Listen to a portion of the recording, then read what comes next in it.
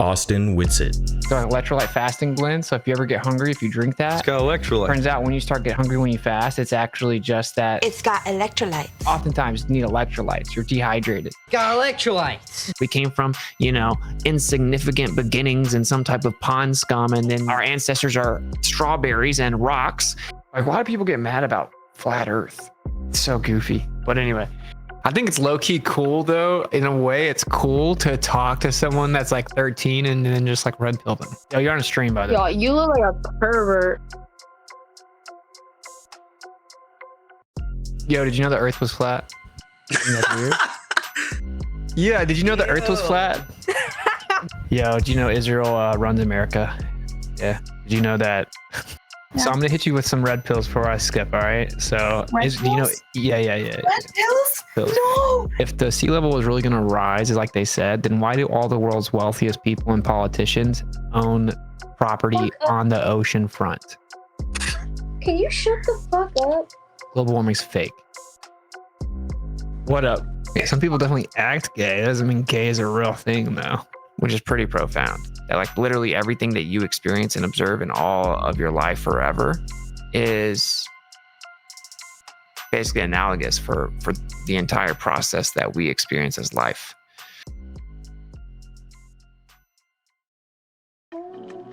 Today, we're following up on Austin Witsit.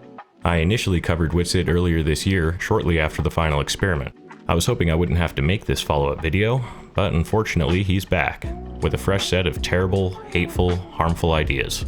My name is Steve, and this is my totally not creepy van. Ignore your survival instincts and hop in the back. This one's gonna take us on a trip.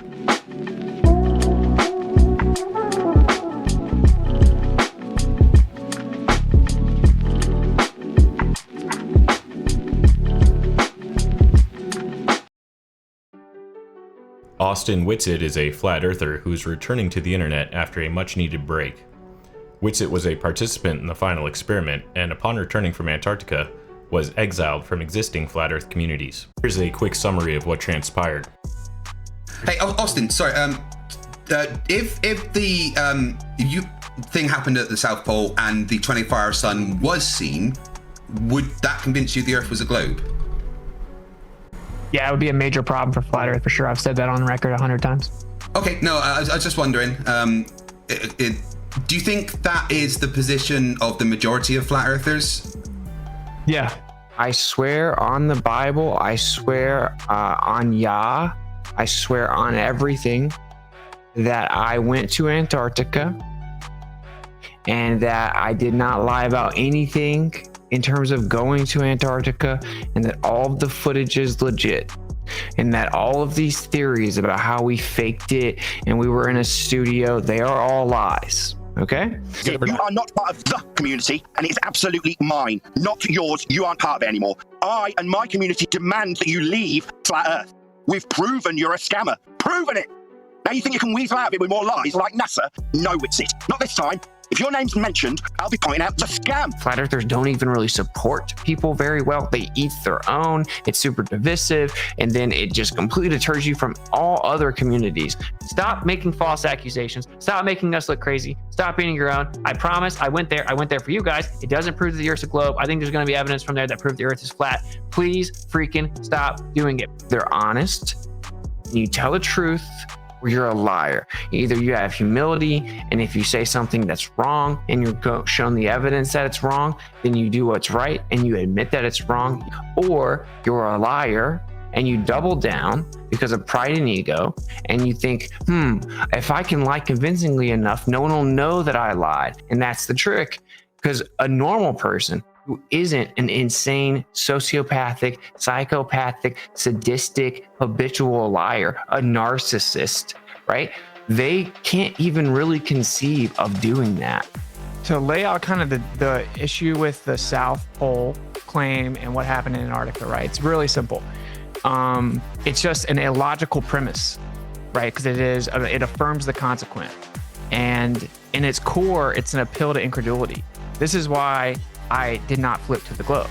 That is my answer, is that to maintain logical consistency, I could not have flipped on all of the logical foundation, the evidences, the refutations. And if you point to the sky and say, well, if we were on a sphere, when I get over to the other side of it, everything would be upside down. And since this stuff looks upside down, therefore the earth has to be a sphere, because I can't understand how that would work on a flat earth. That isn't a sufficient argument. Not only is that not a sufficient argument, it's not an argument at all.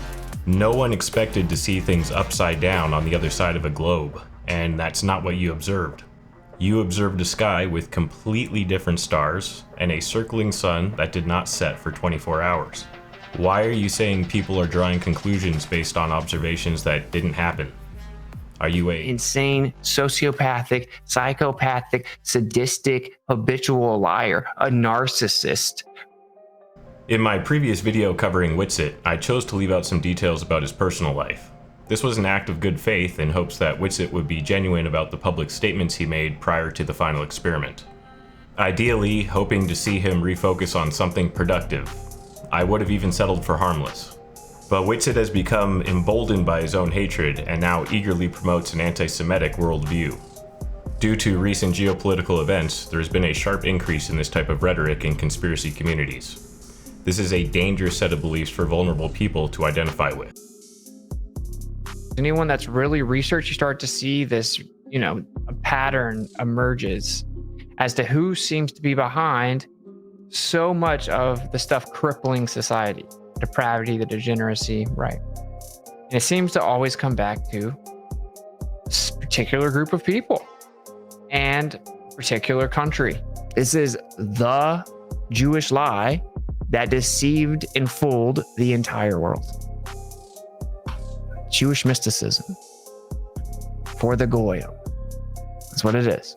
But that's when Israel was attacked. If you look into that, very clearly orchestrated. It is extremely important that we're able to call out lies and deception and speak the truth and have free speech. A pseudo mystic, bruh. What a check. Back in the day, people had so much class that they checked usually like fuzzy haired crackpot and pseudo mystic. I love it. I'm going to start calling people pseudo mystics. And again, like the Germans actually referred to it in their documents as Jewish mysticism. It really spills over into Kabbalah. There is no room for this type of shit. Not on YouTube, not on the deepest, darkest corners of the internet. If you feel the need to spread these beliefs, you should feel pathetic and unheard. Feel free to disagree with me in the name of free speech. Free speech is good. Yeah, you proved your point. Good job. But if somebody truly believes that the horrific events in World War II were fabricated by a New World Order cabal, I don't like that person. I hope the stupidity that plagues that person prevents them from feeling satisfaction ever again. I wouldn't piss on that person if they were on fire. Alright, let's get to the stuff I didn't release in my first video. Austin's worldview is particularly dangerous for him to hold because he does have a history of violent behavior. This incident here from 2015 doesn't seem to be as widely known as his more recent allegations. This is an article from the Center Daily Times reporting an incident where Whitsitt sucker punched a random male at a bar. The article details. According to court records, Whitsitt admitted to police he had been kicked out of the bar and that an unknown male had pushed him. Police say Whitsitt claimed he threw a single right hook and that he knocked the victim out. Police spoke with witnesses at the scene just outside of Inferno. The witnesses apparently told police that they did see Whitsitt in the bar area and that he had started to bother a few women inside the bar. Whitsitt was asked to leave the bar, but allegedly returned on 3 occasions. Inferno bar staff told police that Whitsitt was confrontational on each occasion he returned, which caused staff and patrons of the bar to try and escort him out. This is when Whitsitt allegedly punched the victim, rendering him unconscious and fracturing his ankle. The victim then later complained of jaw pain and did not recall getting punched. Here are some more examples of Whitsitt's aggressive and provocative behavior. I know hundreds of pilots. I've been in a plane hundreds of times. I know people that have flown pilots or flown planes for the military. You also don't find intelligence in conspiracy theories. Oh wow, that was a really smart conversation you wanted to have there. So anyway, you're not gonna do it. You're right, because you get knocked out so fast. What are you guys doing? We're chilling. You're breaking up a drum circle. No, we're just trying to help everyone out. This is the girl that... The second time she assaulted someone. You guys are psychopaths. You're a psychopath. Yeah. Look at this girl. What's up, my kid? Your phone up. What? What is your problem? You out my car. Get the out my Well, how come the people that out my stop? shit. What's wrong with you? The people that put this on watch my channel. You don't even know what you're talking about. You're a guest here. You're a guest here. Yeah, the people that watch my channel are putting this on. The difference is you're smiling, and like I wanna cry. And you like it, bro. I hate you, dude. I hate you. Can you listen to me and just be honest? Why are you, dude? You like it, bro. You like the skinny dicks where I'm fucking... Dude. Fuck you, dude. What is wrong with you? Why? Why? Look, this type of behavior just doesn't exist in most of us. It's not a matter of willpower to not harass women. I'm not fighting some constant urge and then if I get too drunk, I slip up. It just doesn't happen. You're a monster if you do that. Whitsitt is aware that his worldview is so divisive, it can lead to violence. Violence ain't the answer! In fact, he seems certain that it will lead to violence. He's already laying the foundation for a cover story when violence does eventually erupt from this movement. What they're gonna do, and we have to get out ahead of, is we have to very vocally disavow any violence. That's not the solution to anything. We disavow any violence. Anyone that does anything violent calls for any violence. They are fed. They're not with us. You think about it, they'll just have some patsy that's, MK Ultra or whatever, come in, and then they'll have them either write a manifesto that says all the valid critiques of Israel and then the disproportionate control that we have in the world, right? They'll have social media posts where they point out all the stuff that's valid and legitimate, and then they'll taint it all, bundle that up, and make them do something crazy or violent, or say that they have, right? Pull the trigger, use psychotropic drugs, condition them, MK Ultra them, and then have them be a patsy. And if they do that, they're going to be like, look at all these crazy beliefs that this person has. These conspiracy theories are what causes people to go crazy and then do stuff like this. They're dangerous. How incredibly selfless and humble of you to do the legwork for all these hate crimes and insist on taking none of the credit. Wow, that's poisoning the well, a false dilemma, and a red herring. Turns out preemptively blaming violence on the other side is a fallacy.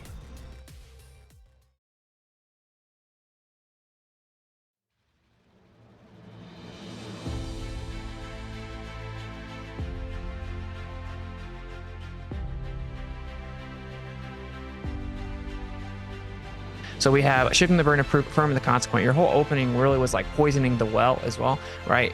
Kind of like a hasty generalization, because there certainly are some people that act that way within the idea of flat earth. Hasty generalization fallacy to put them all together, then kind of a stereotype fallacy, right, to describe what we all are, right? And then a genetic fallacy, because those people are like that, anything coming from them must not be true. And then, and these fallacies are packed into one, and then you use that to poison the well the entire time, right? Which is incredibly fallacious, and there were lots of ad homs in there. And then begging the question, it's kind of the same thing as from the consequence, just an informal, right? And then there was a lot of kind of an appeal to an emotion, the big ones of argument from incredulity, an appeal to ignorance.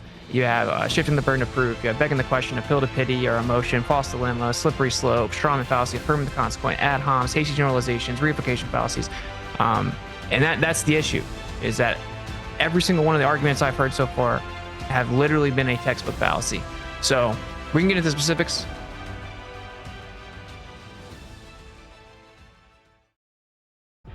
What the hell was that?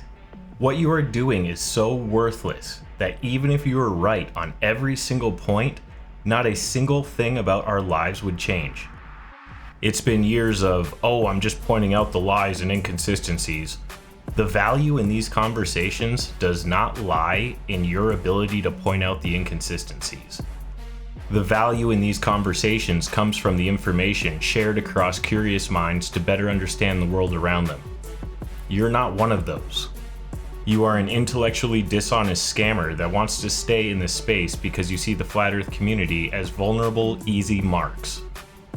The last thing I want to touch on is the Electrolyte fasting blend that Austin has been pushing lately. Let's start with the ingredients that go into this blend.